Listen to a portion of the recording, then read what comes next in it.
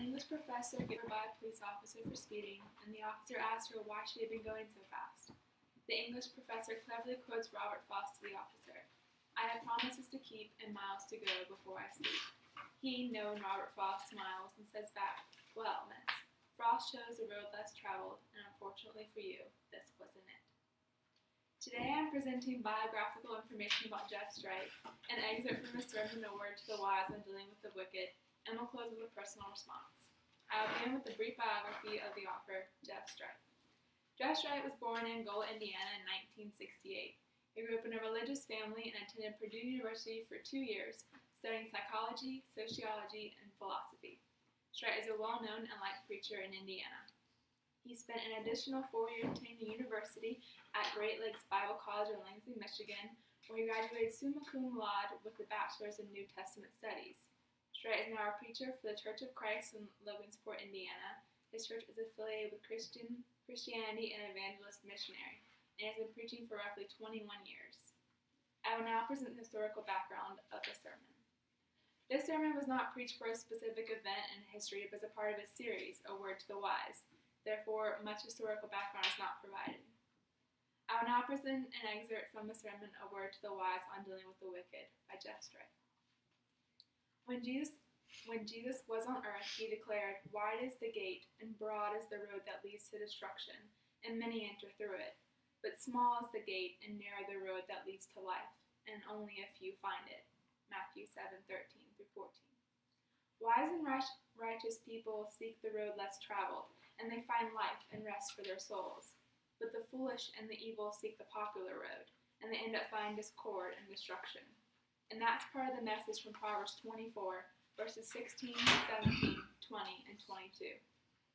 The wicked are brought down by calamity. They will fall. They will stumble. The evil man has no future hope, and the lamp of the wicked will be snuffed out. And both our God and the King will bring sudden destruction upon them. Now, if that's true, why on earth would so many people choose to live the lifestyle of the wicked? There are 4 answers to this question. First, Isaiah 5:18-19 says, woe to those who say, let God hurry. Let him hasten his work so we can see it. Let it approach. Let the plan of the Holy One of Israel come so we may know it. They mock him. The wicked say, let God hurry. Let him hasten his work so we may see it.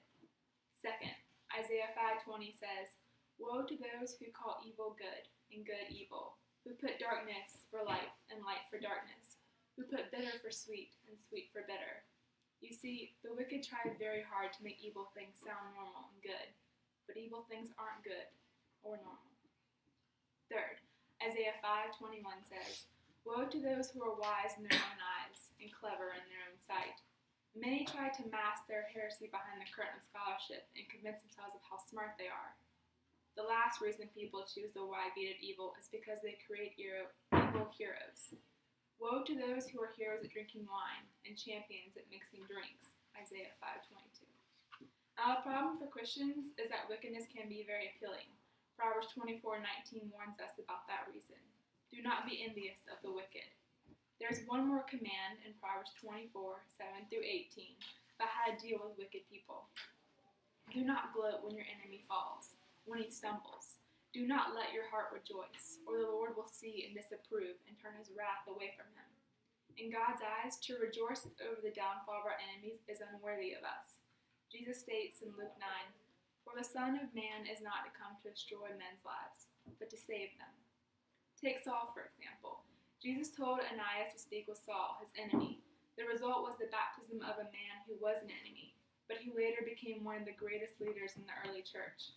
Saul became Paul, a new man. This was the same story for a man filled with hatred named Chris Simpson, except in the 21st century. Then a Christian invited him to church. He later said, any kind of burden I carried before, I let them go.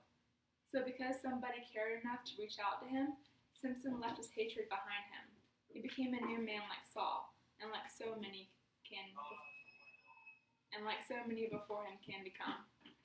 Finally, I would like to close with a personal thought on this sermon. In closing, as I read A Word to the Wise on Dealing with the Wicked, I was surprised by how relatable this sermon is today. Although humanity is not as wicked as it once were, evil still exists today. righteous lives are unlawfully taken, and kindness is waning. However, I realized something I hadn't thought of before. Sometimes all it takes is one person to change another's life. With love, care, and faith, anything is possible.